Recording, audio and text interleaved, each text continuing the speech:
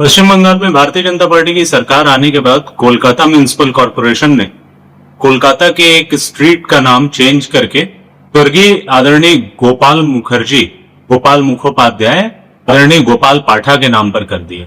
सड़क का नाम पहले सोहरावर्दी एवेन्यू था। सोहरावर्दी एवेन्यू से गोपाल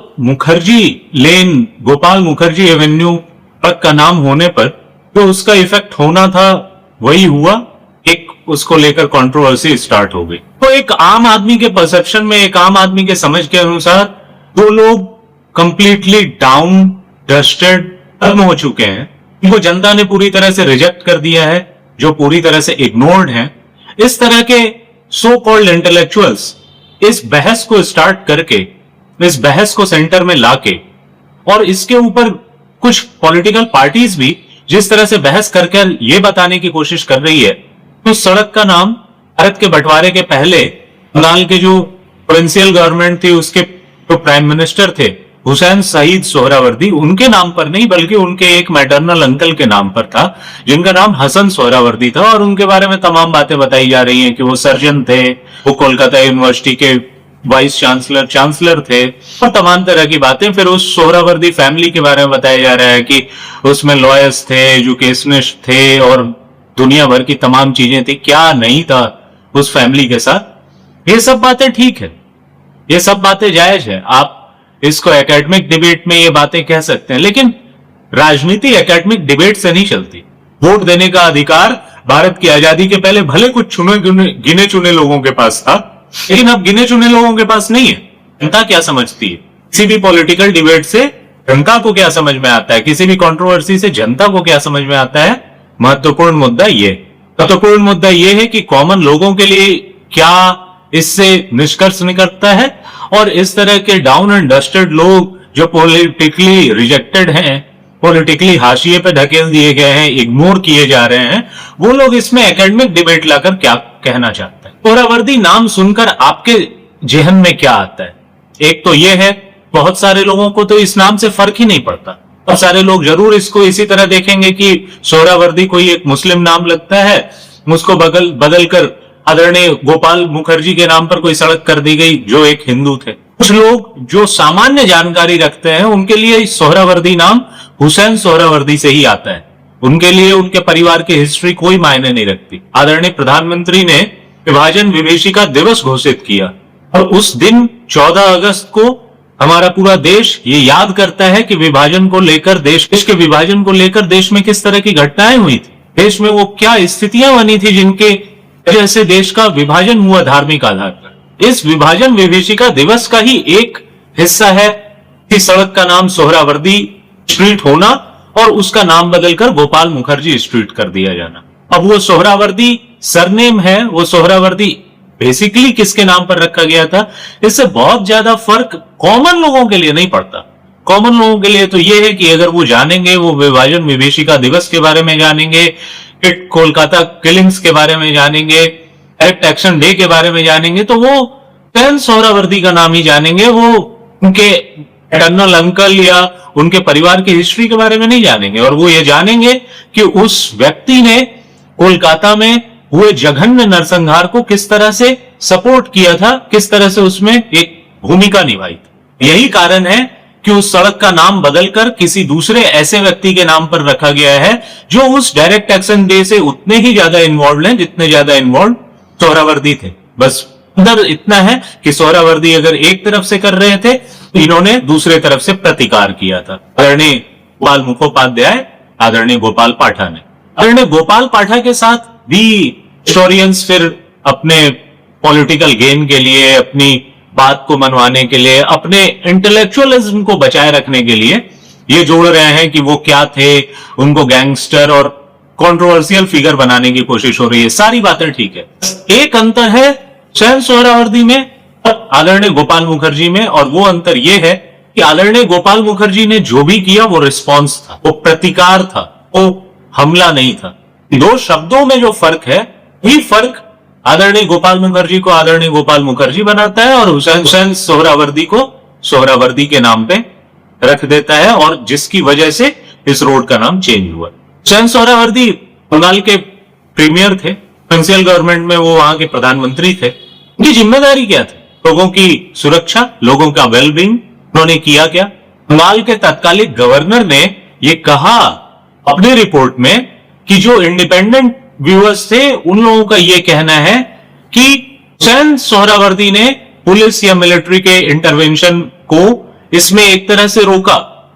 ग्रेट कैलकाटा किलिंग में तो पुलिस या मिलिट्री ने कोई इंटरवीन नहीं किया और 3 दिन 4 दिन तक कोलकाता में हत्याओं का दौर चलता रहा, दंगे चलते रहे। उसको रोकने में पुलिस और मिलिट्री को रोकने का जो पावर था या उनको अलाउ करने का जो पावर था वो तो वहां के प्राइम मिनिस्टर के पास था, वो वहां की कैबिनेट के पास था, वहां की सरकार के पास था। आदरणीय गोपाल मुखर्जी के पास तो वो नहीं पावर था। तो वो सोहरावर्दी फैमिली कितनी एजुकेशनिस्ट थी, कितने ज्यादा उसमें लॉयर्स थे, कितने ज्यादा उसमें मेडिकल प्रैक्टिशनर्स थे, इससे क्या फर्क पड़ता है? इस व्यक्ति से सबसे ज्यादा लोगों के जीवन पर इफेक्ट पड़ा। उसने क्या कहा, उसने क्या किया, इसी से फर्क पड़ता है। अगर इससे फर्क नहीं पड़ता होता तो एक फैमिली देश में गांधी का सरनेम लेके क्यों घूम रही होती? सरनेम से अगर फर्क नहीं पड़ता है, उस फैमिली के उस सरनेम के सबसे बड़े व्यक्ति से फर्क नहीं पड़ता है, तो गांधी का सरनेम लेके एक फैमिली क्यों घूम रही है? तो आदरणीय फिरोज जहांगीर गांधी को अपना सरनेम गांधी लेना पड़ा। तो पारसी थे, ऐसा कहा जाता है कि आदरणीय महात्मा गांधी ने उनको अपना सरनेम दिया था। आदरणीय प्रधानमंत्री इंदिरा गांधी उनसे विवाह करना चाहती थी, लेकिन वो फिरोज जहांगीर थे, हालांकि वो पारसी थे, और उनसे आदरणीय इंदिरा गांधी के पिता आदरणीय जवाहरलाल नेहरू उनसे शादी करने को तैयार नहीं थे। इसलिए महात्मा गांधी ने उसमें इंटरवीन करा और उन्होंने आदरणीय फिरोज गांधी को अपना सरनेम दिया। ठीक बात है, लेकिन वो गांधी सरनेम लेके वो फैमिली क्यों चल रही है आज तक? अगर सरनेम से फर्क नहीं पड़ता और उसके सबसे इंपॉर्टेंट होल्डर से फर्क नहीं पड़ता है। फैमिली गांधी सरनेम लेकर वो परिवार इसीलिए चल रहा है ना, क्योंकि वो महात्मा गांधी से कहीं ना कहीं जुड़ता है। गोडसे सरनेम, आप गोडसे का सरनेम लेकर अगर आप बात करो, आप गोडसे के नाम से अगर बात करो, तो क्या किसी को मुग्धा गोडसे याद आती है क्या? यही फ्रॉड है इस देश में। इस देश के इंटेलेक्चुअल्स और इस देश के अपने आप को थिंकर्स कहने वाले जो खान मार्केट गैंग है, इसको प्रेस्टिट्यूट्स कहा जाता है, उनके साथ यही फ्रॉड है। वो यही फ्रॉड इस देश को हमेशा से चूरन चटाते रहे हैं और अपने आप को ज्ञानी बनने का सर्टिफिकेट देते रहे। मुग्धा गोडसे ने एक बार पोस्ट लिखा था कि गोडसे मतलब ये नहीं होता कि सब लोग अथुराम से ही अपने आप को जोड़ते हैं। मुग्धा गोडसे तो एक एक्ट्रेस है। गोडसे नाम से कितने लोगों को मुग्धा गोडसे याद आती है? गोडसे नाम से तो देश में एक ही व्यक्ति याद आता है। इसी तरह सोहरावर्दी नाम से एक ही व्यक्ति याद आता है। अब पश्चिम बंगाल में, पश्चिम बंगाल के इतिहास में तो ये हमेशा याद आएगा। सोहरावर्दी के ऊपर जिम्मेदारी थी पूरे बंगाल के लोगों के वेलबींग की, लेकिन उसने जो किया, उसने उसको एक सरनेम अर्न करवाया, बुचर ऑफ बंगाल, बंगाल का कसाई। इतिहासकारों ने ही ये नाम दिया है ना, मैंने तो नहीं दिया, हमने तो नहीं दिया, भारतीय जनता पार्टी की सरकार ने तो नहीं दिया। ये बहुत अच्छे फैमिली से थे, उसमें बहुत एजुकेशनिस्ट थे, बहुत सारे डॉक्टर्स थे, बहुत सारे लॉयर्स थे, बहुत अच्छी फैमिली थी। उसने बहुत सारे इंस्टीट्यूशन बनाए, बहुत सारे कॉलेजेस बनाए, बहुत सारे यूनिवर्सिटीज एस्टेब्लिश की, सब बातें ठीक है। लेकिन उस फैमिली को, इस तरह की बहुत सारी फैमिली है इस देश में। आदरणीय बाबा साहब भीमराव अंबेडकर को किन्होंने पढ़ाया था? आदरणीय बाबा साहब भीमराव अंबेडकर को गंगा नगर भेजा था बैरिस्टर बनने के लिए, वकालत पढ़ने के लिए, तो किसने भेजा था? आप उस फैमिली का नाम जानते हो? उस हिस्ट्री को जानते हो? किसी परिवार को कोई नहीं जानता। उसके जो सबसे फेमस व्यक्ति है उनके बारे में, आदरणीय बाबा साहब के परिवार को ही कितने लोग जानते हैं? उनके बाद के कितने लोगों को आप जानते हैं? आदरणीय प्रकाश अंबेडकर का आप नाम जानेंगे, उनके अलावा तो बहुत सारे लोगों का नाम आपके पास जहन में नहीं आएगा एज अ कॉमन पीपल। तो परिवार की हिस्ट्री क्या है उससे फर्क नहीं पड़ता। उत्तर प्रदेश में एक बहुत फेमस फैमिली है, अंसारी फैमिली। गाजीपुर के माननीय सांसद है आदरणीय अफजाल अंसारी। उनके नाना और उनकी मां की तरफ से रिश्ते में भारत के पहले गैलेंट्री अवार्ड विनर, आजाद भारत के पहले गैलेंट्री अवार्ड विनर नौशेरा के से आदरणीय ब्रिगेडियर उस्मान का नाम आता है। उनकी ही फैमिली से हमारे देश के पूर्व उपराष्ट्रपति हुए आदरणीय हामिद अंसारी। लेकिन आदरणीय अफजाल अंसारी को भी कितने लोग जानते थे 2014 या 2019 के चुनाव के पहले? वो बहुत समय से राजनीति में है, बहुत समय से पावर में रहे, विधायक सांसद लगातार रहे। लेकिन उस फैमिली में सबसे ज्यादा फेमस जो हुए वो तो आदरणीय मुख्तार अंसारी ही थे। आदरणीय मुख्तार अंसारी के साथ क्या चीजें जुड़ी हुई हैं, क्या हिस्ट्री जुड़ी हुई है? आदरणीय मुख्तार अंसारी का नाम लो तो आप नौशेरा के शेर के बारे में जानने का आपको मिलता है, वरना नौशेरा के शेर आदरणीय ब्रिगेडियर उस्मान के फैमिली लाइनेज के बारे में कितने लोग जानते हैं, कितने लोग पता भी करते हैं? इसके अलावा कि आदरणीय मुख्तार अंसारी के साथ उनका नाम जुड़ता है एक फैमिली लिनियज में। तो सरनेम फैमिली उतनी महत्वपूर्ण नहीं होती, वो व्यक्ति महत्वपूर्ण होता है। सबसे ज्यादा लोगों पर असर डालने वाला व्यक्ति महत्वपूर्ण होता है और उसके बाद वो चीजें चलती हैं। आदरणीय नौसेना के शेर ने खुद अपने लिए नाम कमाया, उनके परिवार के नाम को लोग नहीं जानते थे। तो बाद में जब मुख्तार अंसारी फेमस हुए तब उनके साथ ये जोड़ा गया कि वो उनके नाती लगते हैं शायद ब्रिगेडियर उस्मान के। वो सड़क का नाम पश्चिम बंगाल में या कोलकाता में, कोलकाता जैसे शहर में जिस पर डायरेक्ट एक्शन डे का सबसे ज्यादा असर हुआ, उस शहर में कोई एक सड़क है जिसका नाम सोहरावर्दी नाम पे है। आपको पता था? ये हमें पता था, ये हम लोगों को बताया गया था। क्या हम लोगों को भारतीय जनता पार्टी के सरकार में आने के बाद और उस सड़क के नाम बदलने के बाद ये बताया गया ना कि वो उनके परिवार के डॉक्टर हसन सोहरावर्दी के नाम पर वो सड़क का नाम रखा गया था और 1932 में ही रखा गया था। लेकिन भारतीय जनता पार्टी ने जब इसको पब्लिक परसेप्शन के बेसिस पर नाम बदलकर आदरणीय गोपाल पाठक के नाम पर वो सड़क का नाम किया, तब तो लोगों को पता चला ये बात। उसके पहले तो नहीं पता चला था। अगर उसके पहले भी कोई कहता कि सोहरावर्दी एवेन्यू करके है और सोहरावर्दी एवेन्यू उन्हीं के नाम पर है, उसी फैमिली के नाम पर है, तो क्या आप बर्दाश्त कर पाते? आप समझ पाते इस डायकोटोमी को? कॉमन पर्सन कभी समझ पाता? आदरणीय गोपाल मुखर्जी के परिवार क्या था? आदरणीय गोपाल मुखर्जी तो एक सामान्य से व्यक्ति थे। वो मीट का कारोबार करते थे, ताई का काम करते थे, इसीलिए उनका नाम गोपाल मुखोपाध्याय होने के साथ साथ गोपाल पाठा था कि वो बकरे बेचा करते थे, बकरे काटा करते थे। और जब कोलकाता में डायरेक्ट एक्शन डे हुआ 16 अगस्त 1946 को, और उसमें मोहल्ले के मोहल्ले में हत्याओं का और एक तरह से इसको आज के डेट में एथनिक क्लींजिंग या मैसेकर कहा जाता है, वो जब शुरू हुआ तो उसके बाद उन्होंने प्रतिकार किया उसका। उन्होंने कहा कि अगर वो हमारे एक मारेंगे तो हम 10 मारेंगे। और ये प्रतिकार आज के डेट में भारत के संविधान के लागू होने के बाद भले आप इसको कुछ कहें, लेकिन उस जमाने में जमीन की सच्चाई यही थी और इसने बहुत बड़ा एक रोल क्रिएट किया। आज नंबर्स में अगर जाते हैं तो लोग कहते हैं कि चूंकि कोलकाता में मुस्लिम जनसंख्या कम थी, चूंकि कोलकाता में मुस्लिम लीग के लोग कम थे, इसलिए उन लोगों को नुकसान ज्यादा हुआ। आदरणीय रामचंद्र गुहा का कहा जाता है कि मुस्लिमों की तो हत्या हुई थी वो ज्यादा हुई थी। लेकिन सवाल ये है कि शुरू किसने किया? मेन कल्प्रिट कौन? प्रतिकार करने वाला, जवाब देने वाला। फिर जब मेरे साथ अगर कोई अत्याचार होता है, फिर मेरा रिस्पॉन्स क्या होगा? ये तो कंप्लीटली डिपेंड करेगा कि मैं क्या कर सकता हूं या मैं क्या कैपेबल हूं या मैं कितनी क्षमता के साथ जवाब दे सकता हूं। इस पे थोड़ा डिपेंड करेगा। मैं कानून नहीं हूं, मैं संविधान नहीं हूं, मैं इस देश की अदालत नहीं हूं, मैं एक आम व्यक्ति हूं।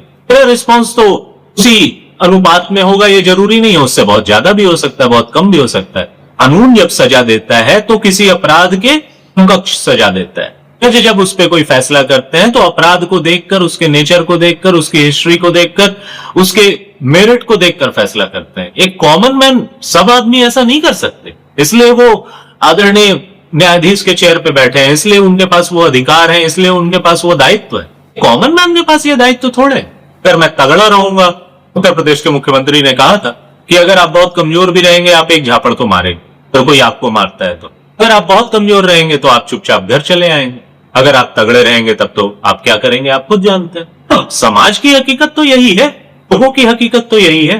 तो वो प्रतिकार हुआ, तो वो प्रतिकार कोलकाता में जो हुआ बड़े अमाउंट में हुआ, बड़े लेवल पर हुआ। आदरणीय गोपाल मुखर्जी ने कुछ भी किया हो, उनके साथ कुछ भी कंट्रोवर्सी जोड़ा जाता हो, लेकिन एक बात तो उनके बारे में जरूर कही जाती है कि उनको कोलकाता का सेवियर कहा जाता है डायरेक्ट एक्शन डे के अगेंस्ट। और यह भी कहा जाता है कि अगर गोपाल मुखर्जी ने उस समय वो प्रतिकार नहीं किया होता तो शायद आज कोलकाता भारत का हिस्सा नहीं होता। एक हिस्टोरियन है, उन्होंने कहा कि नोआकोली राइट्स पे लेकर मैंने नोआकोली का दौरा किया था और वहां पर लोगों ने कहा कि अगर नोआखोली के दंगों के समय वहां पर कोई गोपाल मुखर्जी होते तो शायद उनके बुजुर्गों को, उनके परिवार के वरिष्ठ जनों को, उनके पूर्वजों को वो सब नहीं झेलना पड़ा होता, तो उन्होंने झेला। आदरणीय गोपाल मुखर्जी का, आदरणीय गोपाल पाठक का तो कंट्रीब्यूशन आप इससे समझ सकते हो कि कितना इंपॉर्टेंट है। पर ये कंट्रोवर्सी जरूरी है, ये कंट्रोवर्सी अच्छी है, क्योंकि ये कंट्रोवर्सी उस दलाल टॉप के, उस पत्रकार जो बाद में उस चैनल को छोड़कर टीवी में चले गए, टीवी में जाके फिल्म में चले गए, ओटीटी पे चले आए, और उन्होंने एक फेमसली तो नाटक वो किया करते थे कि वंदे मातरम सुना दो, ये बताओ कि गांधी उस समय क्या थे, देश की आजादी के समय कहां थे। और उसने वो बहुत फेमसली कहा था कि गांधी उस समय नोआखली के दंगों को शांत करा रहे थे। गलत है ये।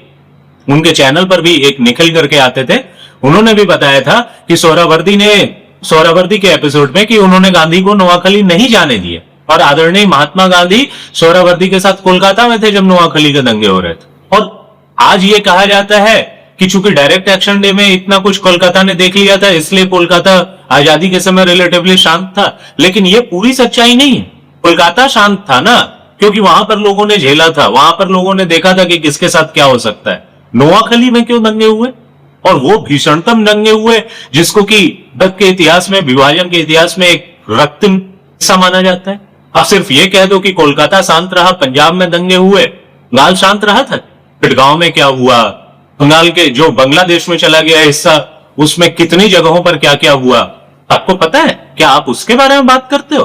कोलकाता शांत रहा इसलिए पूरे बंगाल में शांति रही क्या? वहां पर मुस्लिम मेजोरिटी में थे तो हिस्सा बंगाल में चला गया, बांग्लादेश में चला गया, कोई पाकिस्तान में चला गया, वहां क्या हुआ हिंदुओं के साथ? आपके पास हिस्ट्री है उसकी? आदरणीय महात्मा गांधी नोआखली नहीं जा पाए, नोआखली सफरिंग हुई, लोगों की हत्याएं हुई, जघन्य मानवता को शर्मसार करने वाले मैसेकर हुए। आदरणीय महात्मा गांधी कोलकाता में रहे, उन्होंने आदरणीय गोपाल पाठा से ये निवेदन किया कि वो अपने हथियार सरेंडर कर दें। आदरणीय गोपाल पाठा ने नहीं किया, आदरणीय गोपाल पाठा ने सरेंडर नहीं किए अपने हथियार, कोलकाता शांत रहा। नोआखली में कोई गोपाल पाठा नहीं थे, कोई गोपाल मुखर्जी नहीं थे, तो वहां पर हिंदुओं ने जो भीषणतम अत्याचार सहे, के बारे में आप कहीं भी रिसर्च करो, आप कहीं भी पढ़ो, आप पढ़ नहीं पाओगे। आज के डेट में, आज के जिस सभ्य समाज में आप रहते हो, आप सुन नहीं पाओगे वो चीजें जो हुई वहां जिस तरह से और रिलीजियस लीडरशिप ने जिस जिस तरह की बातें कही, जिस जिस तरह के अत्याचार करने को कहे, आप समझ नहीं पाओगे, आप सुन नहीं पाओगे। एक ऑनलाइन पर एक है नोआखली को लेकर वीडियो, तो उसको सुन नहीं पाओगे। इस सच जो होता है वो इतना कभी कभी अनबियरेबल होता है, अब नोआखली में क्या हुआ वो सुन नहीं पाओ। आदरणीय महात्मा गांधी ने आदरणीय गोपाल पाठा से अपने हथियार सरेंडर करने को कहा। आदरणीय महात्मा गांधी ने नोआखली जाकर ये सरेंडर करने को नहीं कहा जो वहां अत्याचार कर रहे थे, तो नोआखली सफर किया। कोलकाता में सब कुछ शांत रहा भारत की आजादी के समय। कोलकाता ने 1 साल पहले इस तरह का प्रतिकार हो सकता है इस तरह के अत्याचार के विरुद्ध, ये देखा था, इसलिए कोलकाता शांत रहा। नोआखली ने वो नहीं देखा था। नोआखली में जो अत्याचार हुए वो भीषणतम अत्याचार। ये कहीं से भी एकेडमिक डिबेट नहीं है, ये कहीं से भी एकेडमिक बातों करने का न विषय है, न इसका एकेडमिक बहस का कोई महत्व है, क्योंकि पॉलिटिक्स पूरी तरह पब्लिक परसेप्शन पे चलती है। पॉलिटिक्स पूरी तरह परसेप्शन का खेल। पॉलिटिक्स में बहुत बार लोग झूठ बोलकर सत्ता में आ जाते हैं, झूठ बोलकर सत्ता प्राप्त कर लेते हैं। झूठ के साथ यही तो सबसे बड़ा फायदा है कि सच जब तक कहते हैं कि सच जब तक उठकर अपने जूते बांधता है तब तक पूरे दुनिया का चक्कर लगा के आ जाता है। पॉलिटिक्स परसेप्शन का खेल है। सोहरावर्दी नाम के साथ एक ही परसेप्शन आता है, हमारे विचार में एक ही चीज आती है, वो आती है कोलकाता का डायरेक्ट एक्शन डे, और उस समय बंगाल में जो वहां के प्रधानमंत्री थे हुसैन शहीद सोहरावर्दी, वो कह रहे हैं भारतीय जनता पार्टी जहां जाती है वो इसी तरह की पॉलिटिक्स करती है। भाई आपने इतना गंध मचा रखा है, उसको साफ करने के बाद महकेगा तो। भारतीय जनता पार्टी ये नहीं करती है।